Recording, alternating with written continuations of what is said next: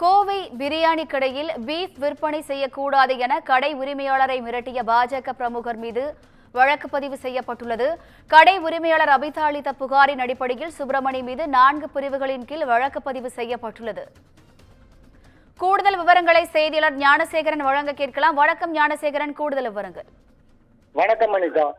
கோவையில் பீஃப் கடை நடத்திய அபிதா தம்பதிகளுக்கு மணிகாரம்பாளையம் பகுதி பாஜக ஓபிசி அணியைச் சேர்ந்த சுப்பிரமணி என்பவர் மிரட்டல் விடுத்த சம்பவம் தொடர்ந்து தம்பதியினர் இன்று காலை கோவை காவல் ஆணையர் அலுவலகத்தில் மிரட்டல் விடுத்தவரை கைது செய்ய கோரி புகார் மனு அளித்தனர்.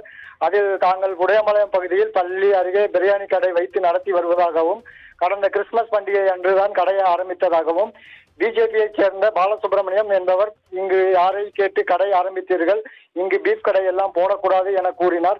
அதற்கு நாங்கள் எல்லோரிடமும் அனுமதி பெற்று கடை வைத்து இருக்கிறோம் என்றும் கூறியும் அவர் எங்களை மிரட்டி சென்றார்.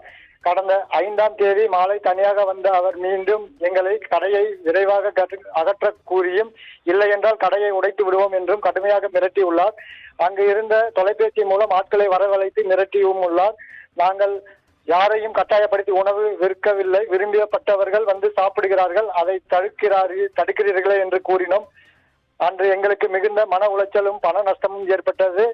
சட்டப்படி காவல் நிலையத்தில் அனுமதி பெற்று கடை வைத்து இருக்கிறோம், ஜாதி பிரச்சனை ஏற்படும் என்று கூறி எங்களை மிரட்டுகின்றனர் என கூறினார்.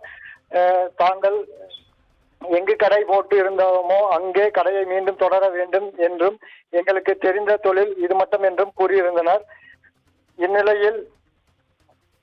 இந்நிலையில் தற்பொழுது அந்த புகாரை தொடர்ந்து கோவை துடியலூர் காவல்துறையினர் பாஜக பிரமுகர் சுப்பிரமணி மீது 126/2, 182, 196, 251/2 என்ற 4 பிரிவுகளின் கீழ் வழக்கு பதிவு செய்து விசாரணை நடத்தி வருகின்றனர்.